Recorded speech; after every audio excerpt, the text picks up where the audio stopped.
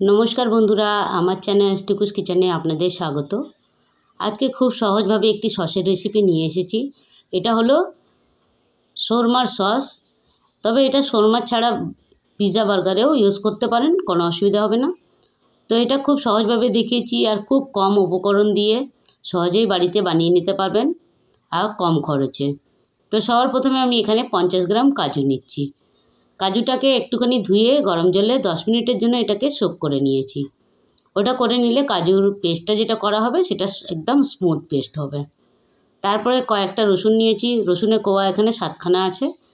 ছোট থাকলে একটু আরও বেশি হতে পারে, তবে বড় আছে বলে আমি 7টা দিলাম। এই দেখুন, এটা হলো সাদা তিল। সাদা তিল নিলাম 1.5 চামচে। সাদা তিলটাকে একটুখানি ড্রাই রোস্ট করে নিতে হবে। ড্রাই রোস্ট বলতে শুকনো খোলায় একটুখানি ভেজে নিতে হবে। তারপরে এই দেখুন চিলি ফ্লেক্স আছে। চিলি ফ্লেক্সটাকে একটু গরম জলে এটাকে 15 থেকে 20 মিনিট আমি সোক করেছি, যাতে পেস্ট করতে সুবিধা হয়।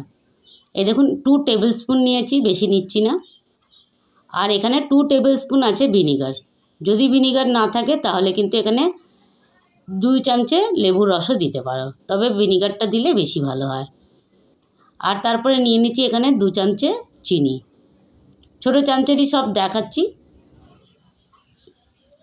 তারপরে এখানে নিয়ে নিচ্ছি 1/4 টেবিল স্পুন গোলমরিচ গুঁড়ো। যদি গোলমরিচ গুঁড়ো না থাকে তো গোটা গোলমরিচ 8-10টা দিতে পারেন। আর হাফ চামচে নিচ্ছি নুন। মাপগুলো বন্ধুরা যেভাবে দিচ্ছি সেইভাবে দেখবেন। আর যদি অসুবিধা হয় তো আমি ডিসক্রিপশান বক্সে দিয়ে দেবো, ওখানে গিয়ে চেক করে নিতে পারেন। আর 2 টেবিল স্পুন নিলাম রেড চিলি সস। এরপরে আমি বাটিতে মাপ করে দেখিয়ে দিয়েছি। এবার লিকুইড ইউজ করব, তাই জন্য আমি ব্লেন্ডার জারে ঢেলে দিলাম। এটাকে ভালো করে ব্লেন্ড করতে হবে। তারপরে এখানে হাফ কাপ দুধ নিয়েছি। আর এখানে তেল আছে 1 কাপ। তেলটা কিন্তু অল্প অল্প করে দিতে হবে, তবে সব একবারে দেব না। এটা মিক্সিতে ঘুরিয়ে নেব, ভালো করে ঘোরাতে হবে। আর কিন্তু একবারে কিন্তু বেশিক্ষণ চালানো যাবে না, একটু থেমে থেমে এটা ব্লেন্ড করতে হবে। এটা আমার প্রায় 10 থেকে 12 বার ব্লেন্ড করতে হয়েছে, তবে গিয়ে হয়েছে। আর যতবারই করছি একটু একটু করে তেল দিয়ে দিয়ে করছি। এই দেখুন, এই থেকে কতটা আস্তে আস্তে চেঞ্জ হচ্ছে। থিকনেসটা দেখতে পাচ্ছেন। আমি একটুখানি লাইটটা এখানে অসুবিধা হচ্ছে, ডিপ হয়ে গেছে বলে আমার ব্লেন্ডের জারটা। এই দেখুন, আবারও তেল দিয়ে এটাকে ঘুরিয়ে নিচ্ছি। এইভাবে করে আমি 8 থেকে 10 বার করেছি। 10 বারে এটা ঠিক হয়েছে। এই দেখুন, একটুখানি আমি বাটিতে বার করে দেখাচ্ছি। এটা কিন্তু এখনও দানা দানা আছে, তবে এটাকে আরও স্মুথ পেস্ট করতে হবে। আর একটা কথা বন্ধুরা, দুধটাও যেন ঠান্ডা হয় আর তেলটাও যেন ঠান্ডা হয়, তাহলে কিন্তু ব্লেন্ড করতে আরও সহজ হয়ে যাবে। তাহলে ক্রিমিনেসটা একটু তাড়াতাড়ি হয়ে যাবে। এই দেখুন, একটুখানি আমি আবারও দেখাচ্ছি। 7-8 বার করার পরে এই দেখুন, এইভাবে একবারে কিন্তু মিক্সিটা বারবার চালানো যাবে না, একটু থেমে থেমে এটাকে চালাতে হবে।